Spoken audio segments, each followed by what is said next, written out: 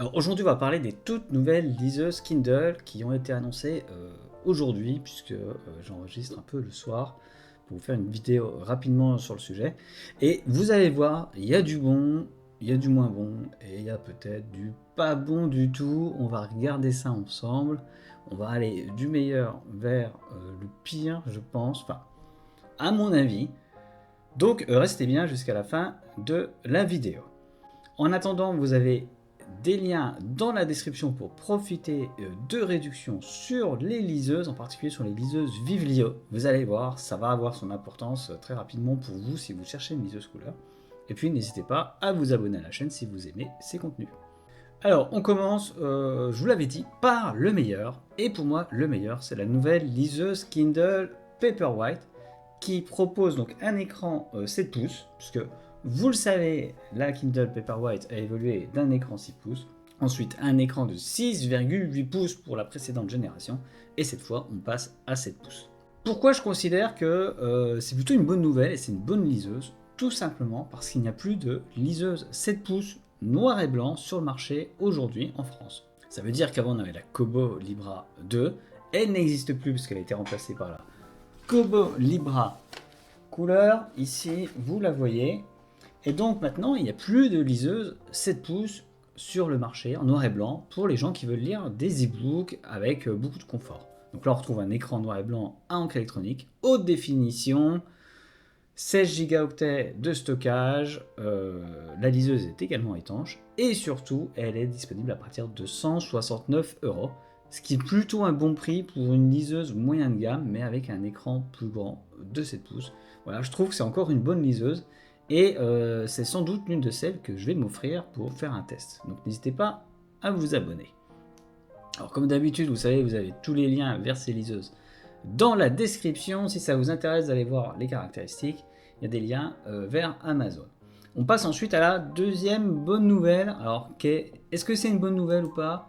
Pour moi, c'est plutôt une bonne nouvelle, tout simplement parce que j'ai une vision un peu plus globale du marché de la liseuse. Mais n'hésitez pas à me dire ce que vous en pensez, vous, dans les commentaires, parce que je pense que ça va être un peu controversé.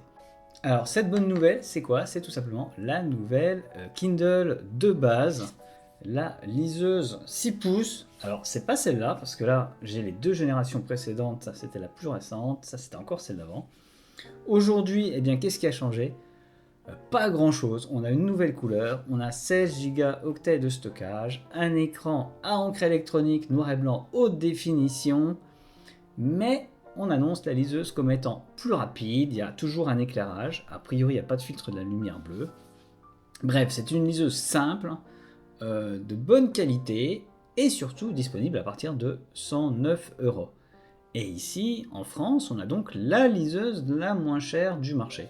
Donc ça va permettre aux gens qui veulent découvrir les e-books, la lecture numérique, découvrir ce qu'est un écran à encre électronique, voilà, qui n'abîme pas les yeux contrairement aux écrans de smartphone et de tablette, de se lancer pour pas trop cher avec une première liseuse, et pour ça c'est bien. Mais il y a 4 liseuses qui ont été annoncées. Là, je vous ai parlé des 2 premières. Et ensuite, il y a évidemment les 2 autres qui me plaisent beaucoup moins. Et je vais commencer par une liseuse dont je vous avais déjà parlé. Je n'ai jamais testé parce qu'elle ne m'intéresse pas. Mais c'est la nouvelle Kindle Scribe. Alors, la Kindle Scribe, c'est une liseuse très grand format, avec un grand écran. C'est à partir de 16 Go de stockage. Il y a un stylet. Et c'est pas vraiment une liseuse, c'est surtout un outil de travail qui vous permet de lire des documents et de les annoter. Donc j'ai déjà testé des liseuses de ce type sur la chaîne, allez voir. C'est des machines qui sont vraiment bien si on aime travailler avec des documents numériques. Mais je considère que de par leur encombrement, ce ne sont pas des machines de lecture vraiment faciles avec un petit format, facile à transporter, etc. Et à la limite, ça ne me dérangerait pas. Le problème, c'est qu'on est aujourd'hui sur des tarifs qui commencent à 429 €. Donc 429 € pour une liseuse avec un stylet. Alors certes, on a un écran de 10,2 pouces, un écran qui est toujours noir et blanc, je ne l'ai pas précisé, mais pour ce prix-là, voilà. On a un écran noir et blanc. À la limite, si on a vu de la couleur, ça aurait pu être pas mal. Je rappelle que la Remarkable Pro Paper qu'un écran un peu plus grand, couleur, coûte un peu plus cher, mais pas tant que ça. Et puis, si on passe vers le modèle, sur le modèle de 64 gigaoctets de stockage, ce qui me semble être le minimum pour un outil de travail, on tombe à 479 euros. Donc voilà, je ne m'étendrai pas sur ce sujet. Je sais qu'il y a des fans de la Kindle Scribe. Alors n'hésitez pas à commenter pour partager un peu votre expérience avec les autres personnes.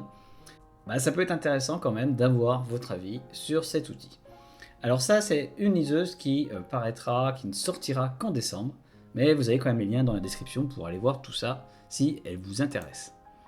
Et maintenant, on passe au dossier problématique de cette nouvelle gamme de liseuses. Et là, c'est vraiment extrêmement dommage parce que je ne sais pas ce qui se passe chez Amazon. C'est vraiment étrange. Voilà. Amazon sort bien évidemment une Kindle couleur. Et ça, on l'attendait depuis presque un an. Voilà, les rumeurs même. Ça fait 2-3 ans qu'on sait un peu, quand on est comme moi, attentif aux rumeurs internet de l'industrie, qu'on va fouiller un peu sur des sites chinois de fabricants. On sait que Kindle avait des prototypes, travail, etc. Mais on ne s'attendait pas à une liseuse avec un tel problème. Alors quel est ce problème? On va tout de suite attaquer par le problème, c'est son prix. Donc cette liseuse, c'est la Kindle Colorsoft. Elle a un écran de 7 pouces, 32 gigaoctets de stockage, ce qui est pas mal, un écran couleur, mais un écran couleur basé sur la même technologie que la Kobo Libra Color et l'excellente nouvelle Vivlio Light HD Color que je vous recommande. N'hésitez pas à aller voir le test sur la chaîne, c'est vraiment une excellente liseuse. Et donc on a une liseuse couleur, un écran 7 pouces, la même technologie d'écran. Alors je dis la même technologie d'écran, on nous vend quand même de meilleures couleurs que chez la concurrence grâce à un traitement particulier de l'écran. Il faudra voir ça, les premières rumeurs disent qu'effectivement il y a peut-être aussi des améliorations au niveau du logiciel. Et on a vu chez Vivlio, c'est plutôt la partie de logiciel je pense, qui fait un meilleur travail que chez Kobo sur les couleurs. Mais donc là vraiment une Kindle couleur certes 7 pouces à 299 euros, c'est vraiment beaucoup trop cher. Alors pour vous donner une idée de la concurrence, parce que c'est ça qui est intéressant. Cette Kobo Libra Color, aujourd'hui, elle est à 229 euros. Donc c'est déjà quand même 70 euros moins cher. On a la Vivlio Light HD Color, celle-là. Vous savez, j'adore cette liseuse en ce moment. C'est la liseuse avec laquelle je lis. Elle est à 179 euros. Il y a un écran un peu plus petit, c'est un écran 6 pouces, d'accord, mais vous avez quand même une liseuse couleur qui fonctionne très bien. C'est 120 euros de moins que la Kindle Colorsoft. C'est vraiment énorme. Et à la limite, si vous voulez une liseuse très grand format, tournez-vous vers la liseuse Vivlio Inkpad Color 3, qui a un écran de 7,8 pouces, donc plus grand, qui est certes à 309 euros, mais vous avez une réduction dans la description de cette vidéo, donc vous pouvez l'avoir moins cher encore que la dernière Kindle, avec un écran plus grand. Donc voilà, je comprends pas trop ce qui s'est passé chez Amazon. Alors peut-être que le rendu des couleurs est exceptionnel, j'aimerais bien tester cette liseuse, je ne sais pas encore comment m'y prendre, il faudra sans doute que je l'achète comme d'habitude avec Amazon. Et je préfère me tourner vers les deux liseuses entrée de gamme et qui permettent à des gens d'essayer le livre numérique, les liseuses, pour beaucoup moins cher que les quasi 300 euros demandés par Amazon et Kindle pour cette liseuse Kindle Colorsoft. Donc voilà, n'hésitez pas à me dire ce que vous avez pensé de tout ça, vous retrouvez les liens dans la description et à bientôt.